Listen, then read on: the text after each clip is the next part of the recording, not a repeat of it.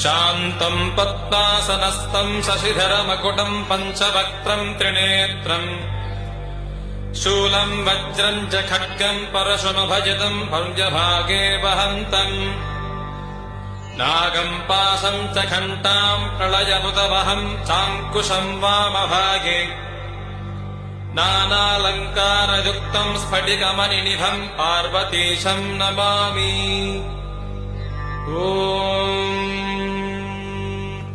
मनोन्मनीमातृकया समेते श्रीवैद्यनाथेश्वर सार्वभौमे हृदि स्थिते मे किमु वाञ्छितार्थः न लभ्यते दैविकमानुषेषु।